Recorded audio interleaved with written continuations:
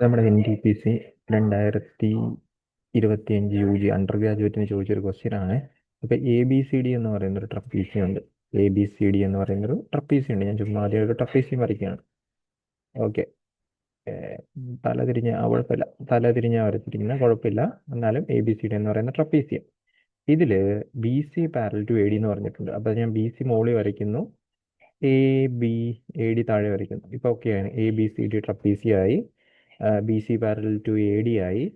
ഇനി അടുത്തെന്താ പറഞ്ഞിരിക്കുന്നത് നോക്കാം. AC യും CD യും ഈക്വൽ ആണ്.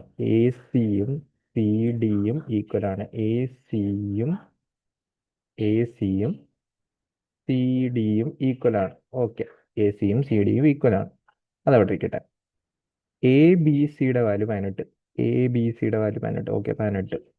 ഇനി BAC 93. BAC 93. Okay, BAC 93. അങ്ങനെയാണെങ്കിൽ നമുക്ക് ഈ ആംഗിൾ കണ്ടുപിടിച്ചൂടെ? കണ്ടുപിടിക്കാമല്ലോ. കാരണം എന്താ, ഒരു ട്രയാങ്കിളിലെ മൊത്തം ആംഗിൾസിന്റെ തുക എത്ര വരും? 180 വരും. അപ്പൊ 93 18 കൂടി കൂട്ടുമ്പോഴത്തേക്കും 90 18 108. 90 18 108. 108 11 111. 111 150 111 പോയി കഴിഞ്ഞാൽ എത്ര വരും? 69 എന്ന് പറഞ്ഞു വരും. കറക്റ്റ് ആണ്, 69 എന്ന് പറഞ്ഞു വരും. നിങ്ങൾ ചെക്ക് ചെയ്താൽ മതി. ഒരു ട്രയാങ്കിളിന്റെ ടോട്ടൽ ആംഗിളിന്റെ സമ്മ് 180 വരണം. സോ ഇത് 69 എന്ന് പറഞ്ഞു കിട്ടും. ഇത് 69 ആണെങ്കിൽ ഇതും 69 എന്ന് പറഞ്ഞു കിട്ടും. റീസൺ എന്താ?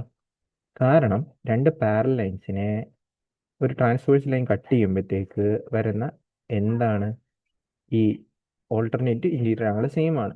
ഇവിടെ പാരൽ ലൈൻസ് ആണല്ലോ, BC യും AD യും പാരൽ ആണല്ലോ. ഇത് ഞാൻ പറയുന്നു ഇതും 69 ആണ്. കാരണം എന്താ, നിങ്ങൾ ആ പച്ച കളറിലെ ലൈൻ നോക്കുക, ഐസോസിലസ് ആണ്. സോ ഈ ആംഗിൾ കണ്ടുപിടിച്ചാൽ മതി. 69 69 എത്രയാ? 138. 180 138 കുറച്ച് കഴിഞ്ഞാൽ എത്ര വരും? 42 വരും.